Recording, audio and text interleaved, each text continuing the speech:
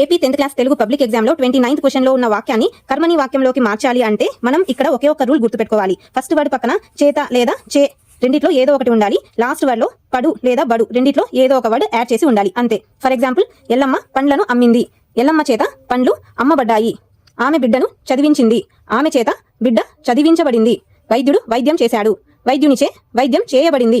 అతడు కండక్టర్ ఉద్యోగం చేశాడు. అతనిచే కండక్టర్ ఉద్యోగం చేయబడింది. వారు పిల్లవాడిని కాపాడారు. వారిచే పిల్లవాడు కాపాడబడ్డాడు. కౌశికుడు తల్లిదండ్రులను బాధ పెట్టాడు. కౌశికునిచే తల్లిదండ్రులు బాధ పెట్టబడ్డారు. ప్రతి ఒక్కరూ మాతృభాషను అభిమానించాలి. ప్రతి ఒక్కరిచే మాతృభాష అభిమానించబడాలి. వీర్రాజు విమానం బొమ్మను గీశాడు. వీర్రాజుచే విమానం బొమ్మ గీయబడింది. గురజాడ కన్యాశుల్కం నాటకాన్ని రాశాడు. గురజాడచే కన్యాశుల్కం నాటకం రాయబడింది.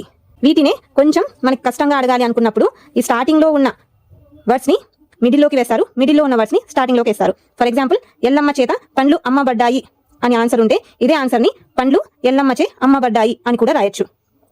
నెక్స్ట్, ఆమె చేత బిడ్డ చదివించబడింది. దీనినే బిడ్డ ఆమెచే చదివించబడ్డాడు. అలాగే వైద్యునిచే వైద్యం చేయబడింది. వైద్యం వైద్యునిచే చేయబడింది. ఇలా మొదటి వర్డ్ని మిడిల్లోకి వేస్తారు, మిడిల్లో వర్డ్ని ఫస్ట్ వేస్తారు అంతే. ఇలా రాసిన అలా రాసిన ఆన్సర్ మాత్రం కరెక్ట్. ఈ వీడియో మీకు యూస్ఫుల్ అనిపిస్తే వీడియోని లైక్ చేయండి, కమెంట్ చేయండి, షేర్ చేయండి. అలాగే మన ఛానల్ని సబ్స్క్రైబ్ చేసుకోండి. Thanks for watching.